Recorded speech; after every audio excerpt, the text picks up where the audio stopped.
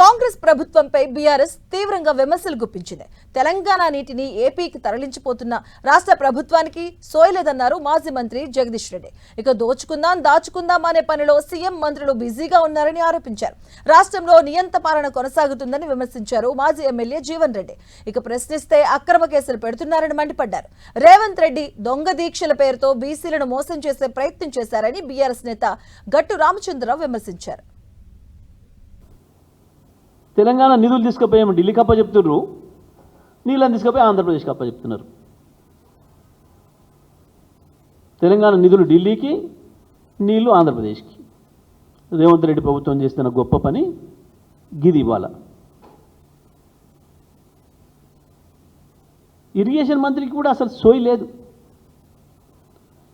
ముఖ్యమంత్రి నేను ఒక్కరోజు సెలవు లేకుండా పనిచేస్తున్నా అంటున్నాడు చాలా ఆశ్చర్యంగా. నిజమే, ఒక్కరోజు పని లేకుండా ఖాళీ లేకుండా చేసే పని మూడలు తయారు చేసుడు, లెక్కలు పెట్టుడు, సంచులు కొట్టుడు, ఢిల్లీకి పంపుడున్నట్టుంది. అంతకు మించిన పని ఇంకేం కనబడతలేదు ఈ రాష్ట్ర అభివృద్ధి కొరకు నువ్వు చేస్తున్న పని. ఈ రాష్ట్రంలో అంబేద్కర్ రాజ్యాంగం కొనసాగుతూ ఉందా లేదంటే ఇందిరమ్మ రాజ్యాంగం కొనసాగుతుందా అర్థం కావట్లేదు. ఇందిరమ్మ రాజ్యం అని పదే పదే చెప్తూ ఉన్నాడు. ఇందిరమ్మ రాజ్యం అంటే ఇంటింటికి కేసులా అని చెప్పి ఈ రాష్ట్ర ముఖ్యమంత్రిని నేను ప్రశ్నిస్తూ ఉన్నా.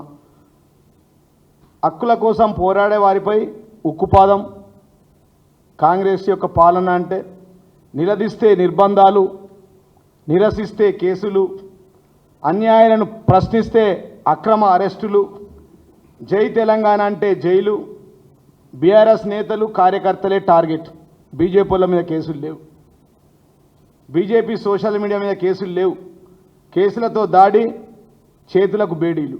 ఈ రోజు పోయి ఢిల్లీలో దీక్ష చేశావు. కొంతమంది అనుచరగణాన్ని పట్టుకొని బీసీలను బట్టి ఒక తొడేలు మేకపిల్లల్ని పట్టుకొని పోయినట్టుగా ఆ 4 మేకపిల్లల్ని ఢిల్లీ పట్టుకొని పోయి ఆడొక దీక్ష చేసి మోడీకి వ్యతిరేకంగా చేస్తున్నా అని చెప్పి గోడసాటుకు పోయి మోడీతో మాడుకొని వచ్చావు.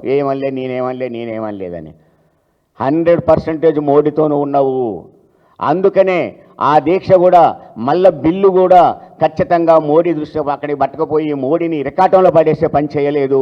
ఒట్టిగా మా నార్మల్ దీక్ష చేసి నువ్వు వచ్చావు. నేను ఇప్పుడు సూటిగా అడుగుతున్నాను, నువ్వు అసెంబ్లీలో పెట్టిన బిల్లు ఇప్పుడు ఎక్కడుంది? రాష్ట్ర గవర్నమెంట్ దగ్గర ఉందా? గవర్నర్ దగ్గర ఉందా? కేంద్ర హోంశాఖ దగ్గర ఉందా? పోనీ రాష్ట్రపతి దగ్గరికి పోయిందా?